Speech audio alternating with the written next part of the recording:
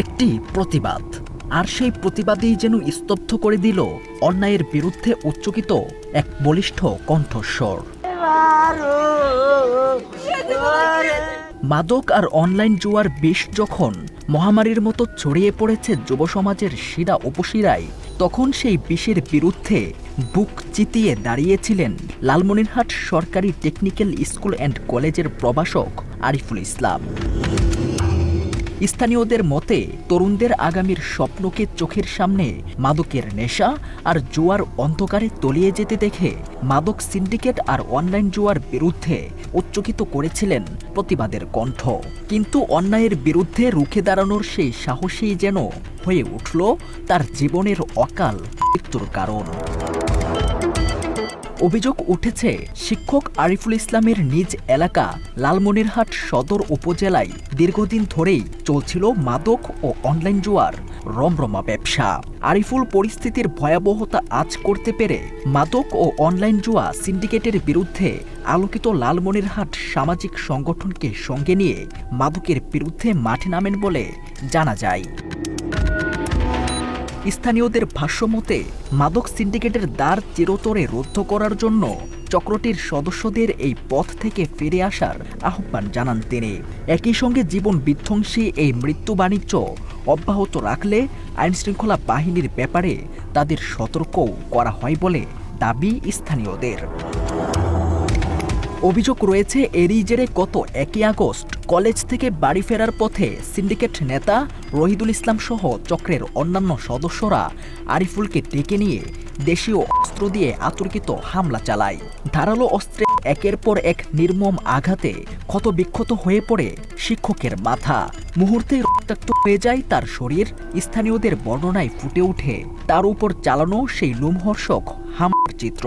আমি আসি শুনলাম যে কার্ডের সাথে নাকি চাইনিজ কুড়াল জয়েন ছিল, লাট সিস্টেম ছিল। ওই চাইনিজ কুড়াল দিয়ে এই জায়গায় মারছে। আবার এই যে পাশে যে গাড়িটা দেখতেছেন, এই গাড়িটার হ্যান্ডেল দিয়ে এই জায়গাতে নাকি মারছে। হ্যাঁ, এই যখন ওকে মারছে আমি শুনছি যে এই গাড়িটা নাকি স্টার্টিং ছিল। হ্যাঁ, পাওয়ারফুল দিয়ে স্টার্টিং ছিল, যাতে এই আওয়াজটা ওদের বাড়ির মানুষ না শুনতে পায়। গত 1 তারিখ 1 আগস্ট যখন ও কলেজ থেকে যখন আসে, তখন আমার সাথে দেখা হয় রাস্তায়। আসার পথে দেখা হওয়ার পরে আমি একটু বাজারে গেছিলাম, দুরাকুটি বাজারে দিই। তো বাজার থেকে আসে, বাড়ির থেকে আমি একটু দোলায় মানে ধান খেতে দিয়েছিলাম। কিন্তু পরবর্তীতে এসে এখানে শুনি যে এরকম একটা দুর্ঘটনা। এরা এই যে ওহিদুল, ফজলু, ওহিদুলের ভাই ভাতিজা, তারা সবাই এইখানেই মারছে। হামলার পর লালমনিরহাট সরকারি টেকনিক্যাল স্কুল অ্যান্ড কলেজের প্রভাষক আরিফুল ইসলামের রক্তাক্ত দেহ স্থানীয়রা উদ্ধার করে প্রথমে লালমনিরহাট সদর হাসপাতালে নিয়ে যায়। পরে সেখান থেকে তাকে রংপুর মেডিকেল কলেজ হাসপাতালে নেওয়া হয় বলে জানা যায়।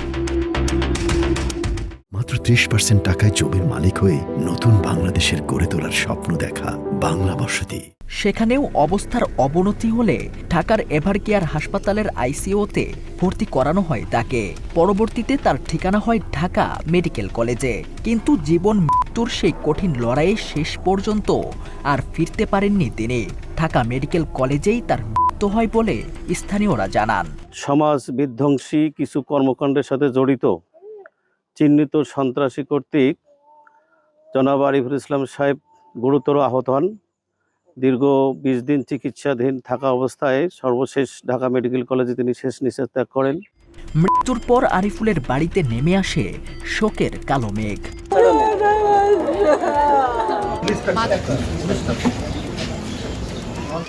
আরিফুলের মৃত্যুর মাত্র কয়েকদিন আগেই পৃথিবীর আলো দেখেছে তার ছেলে আয়ান। কিন্তু নিহতের নির্মম খেলা, সদ্যজাত সন্তানের মুখখানা শেষবারের মতো দেখে যেতে পারেননি এই শিক্ষক। 2 বছরের একটি মেয়ে আর নবজাতক সন্তানকে রেখে স্বপ্ন আর সম্ভাবনায় ভরা একটি পরিবারকে মাঝপথে থামিয়ে দিয়েই অকালেই পরপারে পাড়ি জমাতে হয়েছে আরিফুল ইসলামকে। আরিফুলের বাবা বাদী হয়ে গত 2 আগস্ট রহিদুল ইসলামকে প্রধান আসামি করে 10 জনের বিরুদ্ধে মামলা করেন। পরে রাজধানীর হাতিরঝিল এলাকা থেকে গত 12 আগস্ট র্যাবের হাতে আটক হন অভিযুক্ত আসামি রহিদুল ইসলাম। আদালত তার রিমান্ড মঞ্জুর করায় এখনও তিনি রিমান্ডে আছেন বলে জানান আদিতমারী থানার ভারপ্রাপ্ত কর্মকর্তা নাজমুস সাকিব। এই মামলায় অপর এক আসামি আরজিনা বেগমকেও গ্রেফতার করা হয়েছে বলে জানা যায়। ঘটনার পরপরই আদিতমারী থানায়, যেহেতু ঘটনাটি ঘটেছিল আদিতমারী থানার দুর্গাপুর ইউনিয়নে, এই মোগলহাটের পাশেই, সেখানে আদিতমারী থানায় একটি মামলা রুজু হয়েছিল। ভিকটিমের পিতা বাদী হয়ে একটি মামলা রুজু করেছিলেন। সেই মামলার পরিপ্রেক্ষিতে উনি 9 জন আসামি করেছিলেন। আসামি গ্রেফতার আছে এবং বাকি আসামি জামিনে আছেন। আমরা রিমান্ডেও নিয়েছিলাম, এখনো রিমান্ডে আছে। এদিকে আরিফুলের মৃত্যুর খবর ছড়িয়ে পড়তেই গত শুক্রবার রাতে বিক্ষুব্ধ জনতা অভিযুক্তদের বাড়িতে হামলা চালায় বলেও অভিযোগ রয়েছে। এ সময় অভিযুক্তদের বাড়িতে ভাঙচুর ও অগ্নিসংযোগের ঘটনাও ঘটে বলে জানা যায়। অন্যদিকে এই নির্মম হত্যাকাণ্ডের সঙ্গে জড়িত আসামিদের সর্বোচ্চ শাস্তির দাবি জানিয়েছেন নিহত আরিফুল ইসলামের পরিবার। আমি আকুল আহ্বান জানাচ্ছি, এই সুষ্ঠু তদন্ত করে আমার ছেলের হত্যার সুবিচার নিয়ে আইনি আওতায় এই আসামিগুলোকে ফাঁসি দেওয়া হোক, এই আমার আহ্বান। আসামিদের নিয়ে আসে, এটাই আমরা প্রত্যাশা করি। আর আসামিদের জন্য দ্রুত একটা সুস্থ বিচারের আওতায় নিয়ে আসে, এটাই আমাদের প্রত্যাশা। এছাড়াও শিক্ষক আরিফুল ইসলামের উপর হামলা ও মৃত্যুর ঘটনাটি পুলিশ গুরুত্ব সহকারে তদন্ত করছে বলে জানান লালমনিরহাট জেলা প্রশাসক রাশেদুল হক প্রধান। আমরা পুলিশ এবং ম্যাজিস্ট্রেটবৃন্দ এই বিষয়ে প্রয়োজনীয় আইনগত পদক্ষেপ নেওয়ার জন্য প্রস্তুত আছি এবং এই ধরনের মৃত্যু যাতে আর না ঘটে সেই বিষয়ে আমরা সবাই সম্মিলিতভাবে প্রচেষ্টা গ্রহণ করব। আরিফুল হত্যাকাণ্ডের সুষ্ঠু তদন্ত, ঘটনার সঙ্গে জড়িতদের আইনের আওতায় এনে দৃষ্টান্তমূলক বিচার এবং সর্বোচ্চ শাস্তির দাবি জানিয়েছেন স্থানীয়রা। যে কণ্ঠ একদিন অন্যায়ের বিরুদ্ধে উচ্চকিত ছিল, সময়ের পরিক্রমায় এমন আর কোনো কণ্ঠ যেন কখনো থমকে না যায়, সেই প্রত্যাশাই এখন লালমনিরহাটের মানুষের। তথ্যচিত্রে রেজাউল ইসলাম, বাংলা এডিশন।